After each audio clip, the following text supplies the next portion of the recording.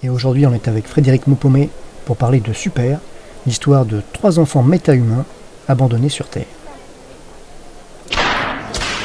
Bonjour à tous, on est au Festival BD d'Angoulême avec Frédéric Maupomé pour parler de Super. Super. Donc Frédéric, première question. Sur Super, je crois que tu es scénariste. Oui. Comment vous travaillez avec ton collègue dessinateur ? Moi je fais l'essentiel du boulot en fait, puisque c'est quand même pas facile d'écrire une histoire. Alors que dessiner, les enfants de maternelle le font. Tous, et le coloriage c'est pareil, donc voilà, non. Non, sérieusement, moi j'écris l'histoire et les dialogues évidemment, et après avec David et moi on fait la mise en scène ensemble.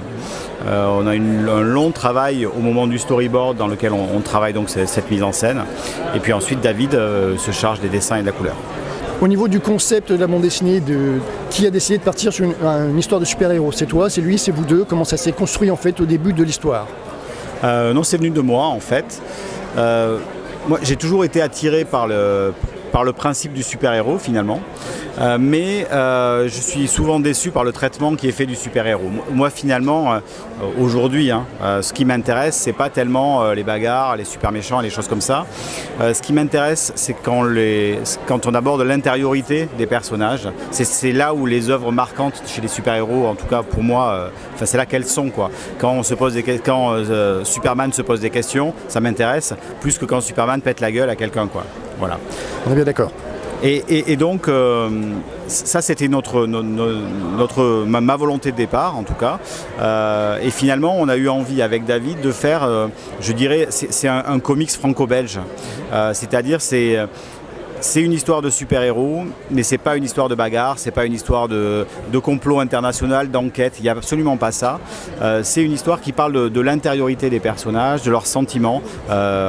C'est une histoire très intime finalement, et c'est aussi ce qu'on retrouve dans le dessin de David. On n'est pas du tout dans le classique du super-héros, dans le héros bodybuildé, les costumes moulants ou des choses comme ça. On est chez des personnages qui sont un peu comme tout le monde, un peu comme tous les gamins, sauf que eux, ils peuvent soulever une bagnole, mais ça leur sert à rien, puisque ce qu'ils aimeraient eux avant tout, c'est être comme des enfants normaux. Voilà. J'allais poser la question du côté du point de vue graphiste parce que c'est très chouette. Mais c'est vrai qu'on est très très très éloigné des standards, on va dire, des comics. Donc c'est vraiment une volonté. Oui, parce que en fait on a gardé de la BD américaine le format. Oui. C'est-à-dire qu'on a un format comics, on a même une pagination assez légère en fait, avec assez peu de cases par planche finalement. Et on a une grosse pagination. Mais oui. En fait, David, il a dessiné des personnages comme il est lui, finalement. Il est tout grand, il est tout maigre. Et ces personnages, ils sont comme ça. Et Super, ça a été traduit aux États-Unis. Et toutes les critiques parlent d'une seule chose, en fait. Enfin, pas d'une seule chose, mais ils trouvent que c'est very French. Que ce soit l'histoire, les dessins, etc., ils ne sont pas du tout habitués à ce traitement et d'histoire et son traitement graphique qui va avec.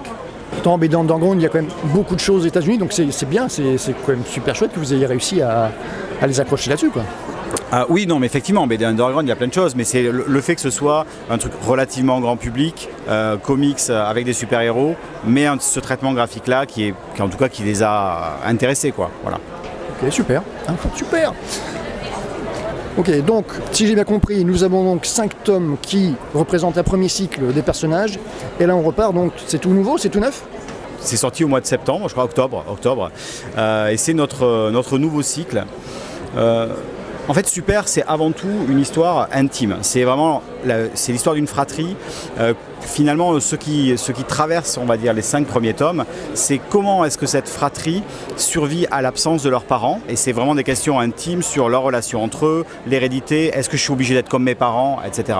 Une fois qu'on a conclu cette histoire-là, avec une conclusion à la fin du cycle du tome 5, avec David, on avait quand même envie de garder nos personnages parce qu'en fait, on s'attache. C'est un peu comme des enfants, quoi, finalement.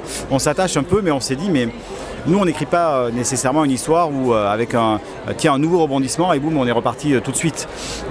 Comme on écrit des histoires de l'intime, on avait besoin que les personnages puissent évoluer dans leur intimité. Et ce qu'on a fait, c'est qu'on a décidé de les faire vieillir de 5 ans. Et en 5 ans, on change. Et notamment en 5 ans, par exemple, le plus grand rentre à l'université. Ça veut dire qu'il y a une rupture dans la fratrie. Tout d'un coup, il y en a un qui part pour aller étudier ailleurs. Et voilà, et ça pose plein de nouvelles questions. Et puis nos personnages étant plus âgés, ils s'ouvrent au monde, donc on a aussi élargi le champ un petit peu avec un propos qui est peut-être plus politique. Ça a toujours été une histoire assez sociale, hein, super. On parle beaucoup voilà, des choses de la société qui ne sont pas faciles. Mais là, il y a aussi un aspect un petit peu plus politique, puisqu'ils ont grandi. Et voilà. On passe du trio d'orphelins qui doit se débrouiller tout seul sur Terre, avec en plus cette particularité d'avoir des pouvoirs. Oui. Et là, donc, on a une nouvelle problématique qui vient se greffer avec l'éclatement de la fratrie. L'éclatement de la fratrie, et puis forcément du coup des destins qui commencent à diverger, des opinions politiques qui se forgent et qui sont différentes, des réactions à des événements qui sont à la fois contraintes par le passé parce qu'ils ont déjà vécu, qui ne sont pas tout à fait les mêmes choses les uns et les autres. Et voilà, et comment est-ce qu'on fait pour... Il y a tout ça, mais on est quand même frères et sœurs. Il y a des tensions fortes, mais une proximité qui est toujours là. Voilà, ça fait partie des questions qu'on aborde, en tout cas, dans ce cycle-là. Il y a aussi une autre chose, c'est aussi le départ des enfants, parce que Super, les personnages finissent par trouver un père de substitution, en fait. Et ben voilà, il y a un moment où les enfants y partent. Et on a beau être un père de substitution, c'est compliqué aussi pour lui. Voilà. Est-ce que ce nouveau tome s'adresse au même public que les anciens finalement ? Moi, je me suis toujours trompé sur à qui s'adressaient mes livres, en fait. Quand j'ai écrit Super, j'étais convaincu qu'on était sur une tranche d'âge qui commençait au moins à 12 ans. J'avais complètement tort. Parce qu'en fait c'est un livre qui est à la fois tout public, on a des lecteurs au collège et des lecteurs adultes, voilà. On a une lectrice qui a 97 ans, qui vient chercher son tome tous les ans, voilà. Elle a envoyé sa fille à Saint-Malo, voilà. Donc on a des lecteurs relativement âgés, on va dire, et des lecteurs qui ont, à partir du moment où ils se retournent dans la lecture, à 8 ans, qui commencent à lire ce livre-là. Et finalement, avec ce nouveau cycle, on a des nouveaux entrants dans la série, c'est-à-dire des lecteurs qui sont collégiens, par exemple, qui sont ados et qui rentrent dans la série par ce livre-là. Mais en fait, finalement, quand un gamin de 10 ans s'est enquillé les 5 premiers tomes et que c'est des tomes intenses, les personnages subissent énormément de violences sociales, et aussi de la violence physique, en fait. Une violence... qu'on peut se permettre parce que ce sont des super-héros. Le fait que ce soit des super-héros, ça fait que il y a des moments où ils sont à la rue, ils sont recueillis par des clodos, ils se font poursuivre par la police, etc. Mais on peut se permettre cette violence-là, parce que le lecteur sait qu'il y a cet écran. Ce sont quand même des super-héros. Ils vont s'en sortir, ils ne sont pas dans un danger de mort imminent. Alors que dans la vraie vie, des enfants qui ne sont pas des super-héros, qui subissent cette violence-là, il y en a. Une fois qu'on a lu tous les 5 premiers tomes, on est prêt à attaquer la suite, en fait, hein, même si on n'a que 10 ans. Donc on a des lecteurs qui enchaînent tout, et ça marche à peu près bien normalement. Tout ça m'a l'air très cohérent. Ok, alors on va rentrer un petit peu dans le vif du sujet au niveau des comics. Tu m'as parlé un petit peu de Superman tout à l'heure, j'aimerais quand même savoir, dans tes primes lectures, ce qui a pu te marquer dans les comics, ce qui a un peu forgé ton imaginaire comics. Alors comme je dis, je suis pas très lecteur de comics, mais j'ai eu une période comics quand j'étais jeune où j'allais acheter des Strange quand j'étais en vacances chez mes grands-parents. Voilà. Donc je me souviens, j'adorais les histoires d'origine évidemment, et j'adorais, ils faisaient des fiches de personnages. Voilà. Ça, je trouvais ça trop génial. Voilà. Vraiment, c'est un truc qui me plaisait beaucoup. Et après, dans ce qui m'a vraiment marqué, c'est des trucs sur, par exemple, Dieu crée, l'homme détruit, voilà, sur les X-Men. Et après, des grands trucs, Batman, Arkham Asylum, des choses qui sont éloignées, on va dire, du mainstream comics finalement. Mais voilà, j'aime bien Spider-Man par exemple. Je trouve que Spider-Man, c'est vraiment un truc qui me parle parce que ça parle vraiment d'adolescence. Alors les Spider-Man qui ne parlent pas de ça m'intéressent beaucoup moins, mais je suis assez vraiment client de ça, de ce rapport à l'adolescence, à la transformation, au changement.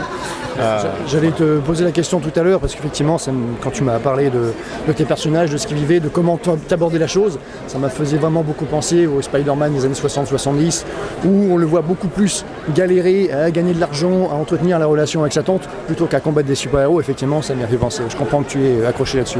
C'est un petit peu comme je dirais, moi la science-fiction, je suis un gros lecteur de science-fiction, et la science-fiction m'intéresse quand elle parle de la société. Les super-héros m'intéressent quand ils parlent des hommes et de la société. Et voilà, tout l'axe des X-Men autour du rapport au racisme, etc., c'est aussi quelque chose qui est important, quoi. Voilà. Okay. Tout ça m'a l'air très bien. Je vais quand même obligé de te poser, même si tu lis plus de comics, par comment dirais-je, par tradition, je vais être obligé de te poser quand même les 2-3 petites dernières questions. Qui sont Marvel ou DC? Marvel. X-Men ou Avengers? Ah non, mais les X-Men tous les jours.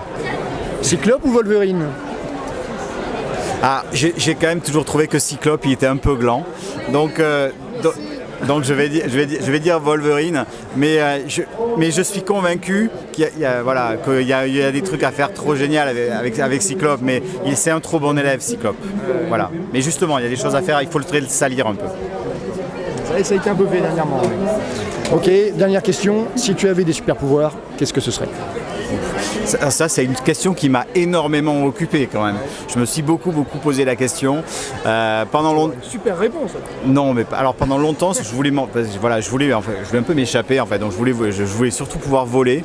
Je vous cache pas que j'ai aussi eu une période où je trouvais qu'avoir une espèce de rayon X qui m'aurait permis éventuellement de regarder aux endroits où je n'avais pas le droit de regarder quand j'étais adolescent, ça m'intéressait beaucoup. Non, Comment répondre de manière intelligente à une question qui est profondément une question d'enfance en fait. Je sais pas. Non, je pense que non, mais voler, je pense qu'il y a un côté liberté qui resterait fort. Voilà, chez moi. Ok. Quelque chose à rajouter? Non, merci de m'avoir reçu chez vous. Avec plaisir. Donc c'était avec Frédéric Maupommé à Angoulême et c'était super. Merci lescomics.fr, à vous les studios.